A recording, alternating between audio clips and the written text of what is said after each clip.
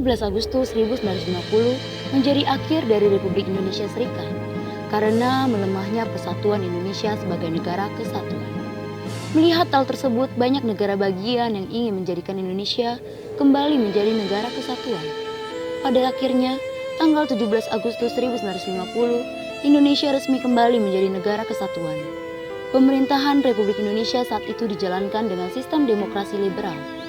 Selain itu, Undang-Undang Dasar Sementara Republik Indonesia atau UUD 1950 digunakan sebagai konstitusi berdasarkan Undang-Undang Nomor 7 Tahun 1950 dalam sidang pertama babak ketiga Rapat ke-71 DPR RI tanggal 14 Agustus 1950 di Jakarta.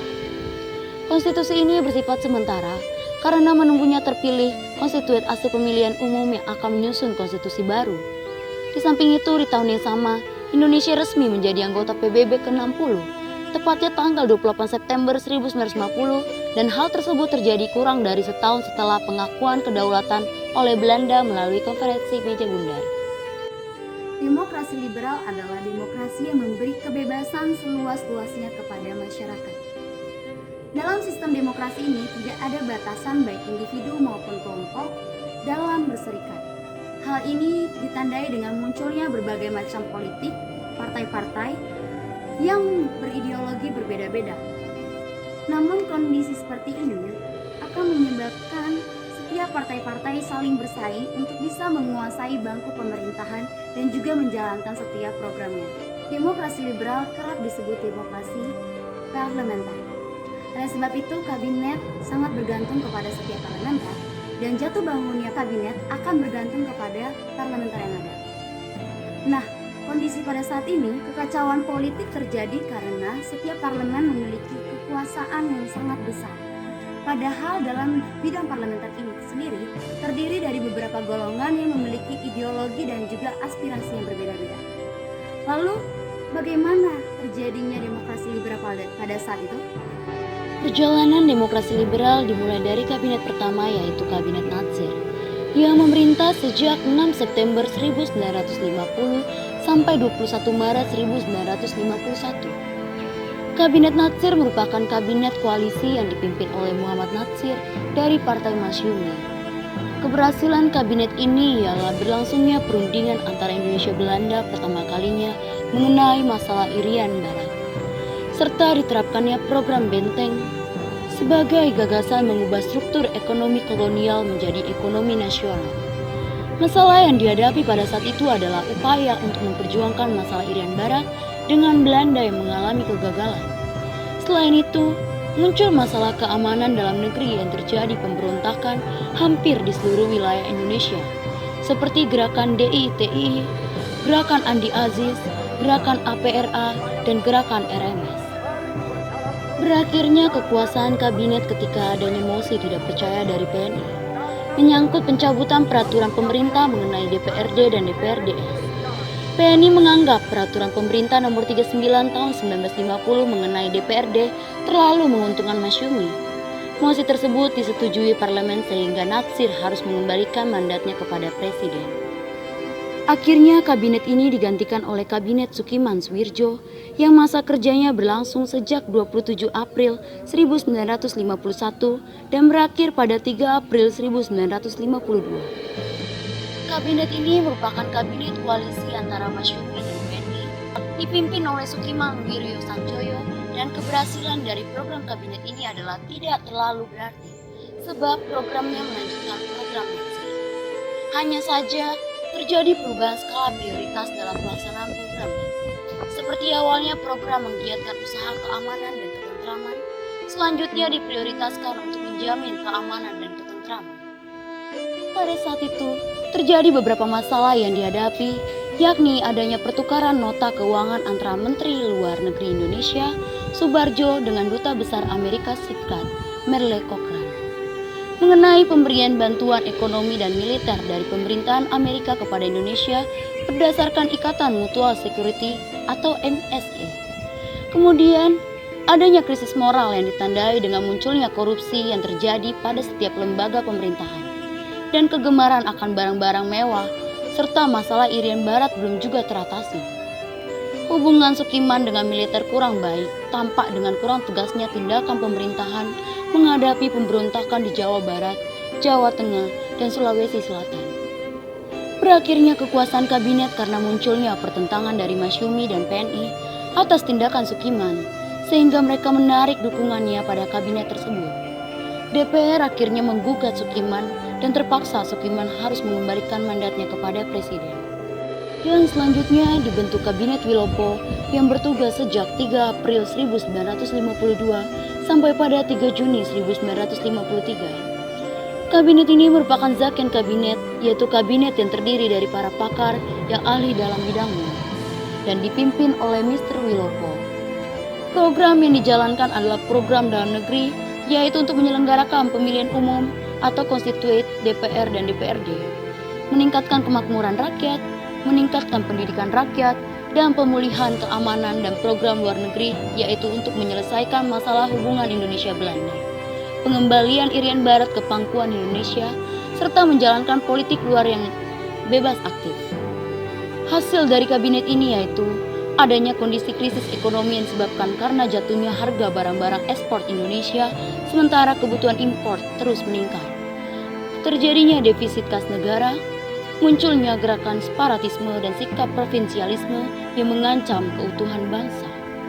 Dan terjadi peristiwa 17 Oktober 1952 yang merupakan upaya pemerintah untuk menempatkan TNI sebagai alat sipil, sehingga muncul sikap tidak senang di kalangan partai politik sebab dipandang akan membahayakan kedudukannya. Konflik semakin diperparah dengan adanya surat yang menjelekkan kebijakan Kolonel Gatot Subroto dalam memulihkan keamanan di Sulawesi Selatan. Selain itu munculnya peristiwa Tanjung Rawa mengenai persoalan tanah perkebunan di Sumatera Timur atau Deli. Berakhirnya kekuasaan kabinet ini akibat peristiwa Tanjung Rawa, muncullah mosi tidak percaya dari Serikat Tani Indonesia terhadap kabinet Wilopo, sehingga Wilopo harus mengembalikan mandatnya kepada presiden.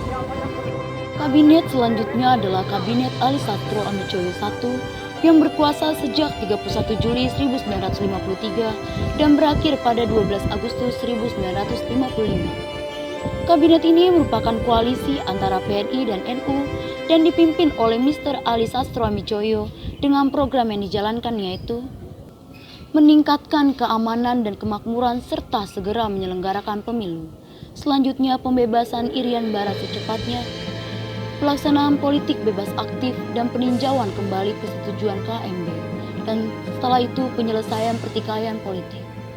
Dengan hasil dari kabinet ini yaitu berhasil mempersiapkan pemilu untuk memilih anggota parlemen yang akan diselenggarakan pada 29 September 1955 dan menyelenggarakan Konferensi Asia Afrika atau KAA pada 18-24 April 1955 yang digelar di Bandung dan dihadiri oleh 23 negara Asia dan 6 negara Afrika yang merupakan perwakilan dari seluruh penduduk dunia. Mereka membahas masalah-masalah yang dihadapi negara-negara bekas koloni barat yang baru berkembang, mulai dari masalah perdamaian, peran negara dunia ketiga atau negara berkembang dalam perang dingin, perkembangan ekonomi dan dekolonisasi. KAA melahirkan gerakan non-blok yang kala itu berusaha menahan perang dingin antara Amerika Serikat dengan Uni Soviet. Konferensi Asia Afrika atau KAA adalah salah satu warisan Indonesia dalam perdamaian dunia. Terdapat beberapa anggota atau peserta dari berbagai macam negara yang mewakilkan aspirasi-aspirasi mereka dalam proses kemerdekaan. Aspirasi negara Asia sampai Afrika menghasilkan sebuah Dasar-Sila Bandung. Dari keberhasilan kabinet ini terdapat masalah yang dihadapi, seperti masalah keamanan di daerah yang belum juga dapat terselesaikan. Lalu terjadinya peristiwa 27 Juni 1955, suatu peristiwa yang menunjukkan adanya kemelut dalam tubuh TNI AD, dan keadaan ekonomi yang semakin memburuk, maraknya korupsi, dan inflasi yang menunjukkan gejala membahayakan. Selanjutnya memudarnya kepercayaan rakyat terhadap pemerintah, dan munculnya konflik antara PNI dan NU yang menyebabkan NU memutuskan untuk menarik kembali menteri-menterinya pada tanggal 20 Juli 1955 yang diikuti oleh partai lainnya. Dan kabinet ini akhirnya berakhir kala NU menarik dukungan dan menterinya dari kabinet, sehingga keretakan dalam kabinet inilah yang memaksa Ali harus mengembalikan mandatnya kepada presiden. Pada masa setelah jatuhnya Kabinet Ali Sastroamidjojo I, maka Wakil Presiden Muhammad Hatta menunjukkan Mr. Burhanuddin atau Kabinet Burhanuddin Harap ini bertugas sejak 12 Agustus 1955 sampai 3 Maret 1956. Keberhasilan dari formatur kabinet inilah sejarah mencatat bahwa pemilu pertama yang demokratis berhasil dilaksanakan pada 29 September 1955, yaitu untuk memilih anggota DPR, dan 15 Desember 1955 untuk memilih konstituen. Pemilu pada tahun 1955 menjadi pemilu pertama dalam sejarah Indonesia. Tidak terlaksananya rencana pemilu pada 1946 terjadi karena adanya kendala dari dalam dan juga luar negeri.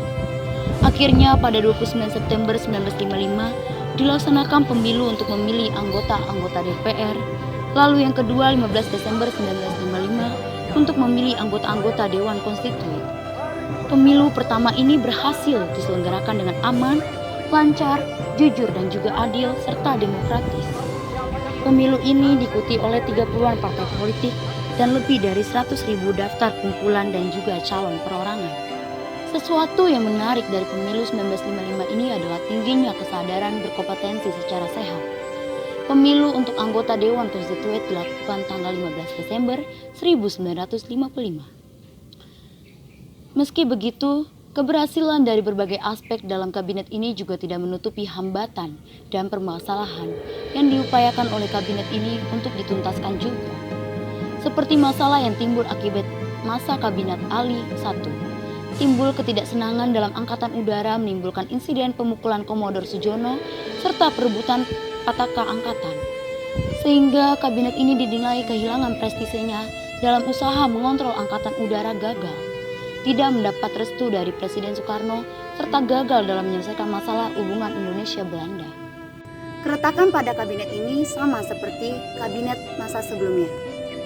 Setelah hasil suara pemilu diumumkan pada tanggal 2 Maret 1956, di situ juga pembagian kursi DPR.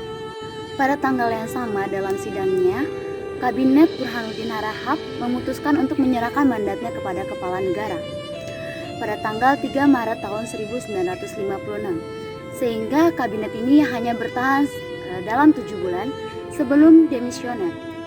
Namun kabinet ini tetap melaksanakan tugasnya seperti biasa sampai terbentuknya kabinet baru, yaitu kabinet selanjutnya, yang dahulunya pernah terletak sebelumnya, yaitu kabinet yang dipimpin oleh Ali Sastroamidjojo. Kabinet Ali Sastroamidjojo II yang bekerja sejak 24 Maret 1956 sampai 14 Maret 1957 ini merupakan koalisi antara PNI, Masyumi, dan NU. Kali ini kabinet ini disebut dengan Kabinet Ali Rom Idham karena wakil Perdana Menteri terdiri dari Muhammad Rom dan Idham Khalid. Program kerjanya disebut Rencana Pembangunan 5 Tahun yang membuat program kerja panjang.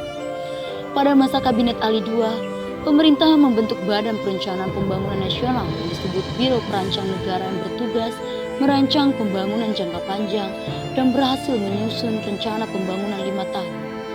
Yakni yang pertama, perjuangan pengembalian Irian Barat dan pembentukan daerah-daerah otonomi dan mempercepat terbentuknya anggota-anggota DPRD. Selanjutnya mengusahakan perbaikan nasib kaum buruh dan pegawai, lalu menyehatkan perimbangan keuangan negara, dan mewujudkan perubahan ekonomi kolonial menjadi ekonomi nasional berdasarkan kepentingan rakyat. Adapun kendala yang dihadapi oleh kabinet ini seperti berkobarnya semangat anti Cina di masyarakat dan muncul pergolakan di daerah yang mengarah kepada gerakan separatisme dengan pembentukan dewan militer, memuncaknya krisis di berbagai daerah, dan banyak pengusaha Belanda yang menjual perusahaannya kepada orang Cina, serta timbul perpecahan antara Masyumi dan juga PNI. Pada Januari 1957, Majelis Syuro Muslimin Indonesia atau Masyumi kemudian menarik seluruh menteri-menterinya dari Kabinet Ali Sastroamidjojo II, dan karena hal-hal tersebutlah yang membuat Kabinet Ali Sastroamidjojo II menjadi sangat lemah, sehingga hal tersebut yang menjadi faktor pemicu Kabinet Ali Sastroamidjojo runtuh. Lalu kabinet selanjutnya adalah kabinet terakhir yang melaksanakan tugas sebagai parlemen pada masa demokrasi liberal, yaitu Kabinet Juanda.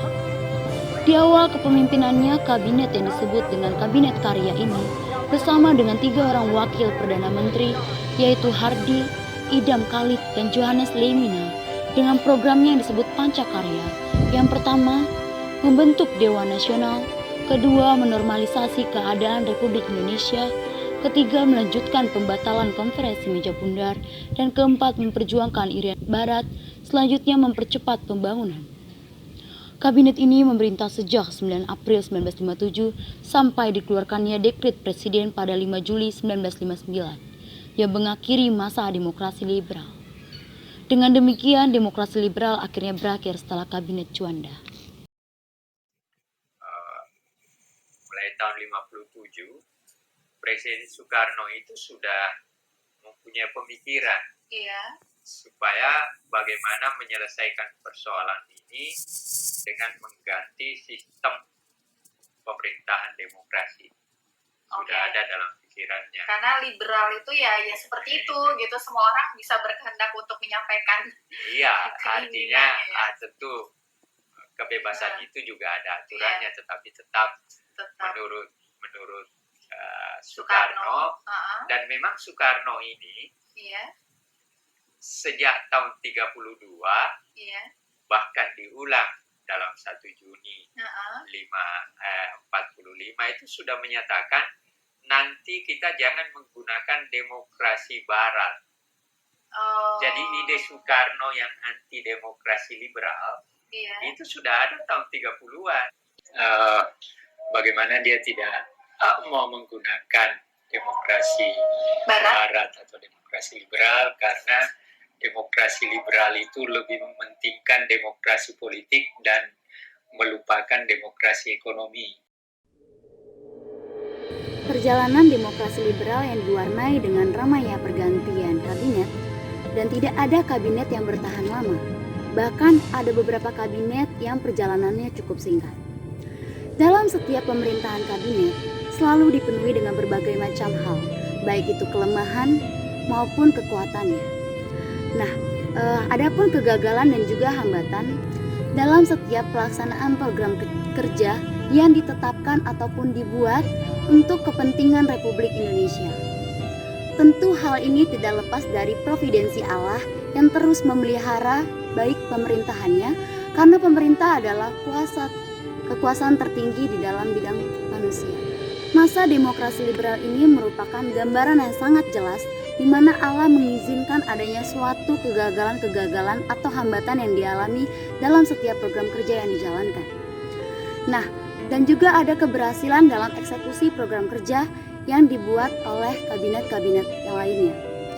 Bahkan dalam kubu kabinet terdapat pemeliharaan Allah nyata sampai demokrasi liberal ini berakhir. Dan pada saat ini, sampai Allah masih memeliharakan bangsa Indonesia agar dapat menjadi bangsa yang besar. Lalu, oleh karena itu, bangsa Indonesia harus melihat sejarah ke belakang dan juga pengalaman-pengalaman supaya menjadi pelajaran ke depannya di dalam kehidupan pemerintahan dan juga dapat diterapkan dalam kehidupan kita masing-masing. Melalui sejarah demokrasi liberal ini, akan mengajari kita bagaimana kita membangun sebuah sistem demokrasi ke depannya yang lebih baik lagi untuk kepentingan kesejahteraan masyarakat di Indonesia.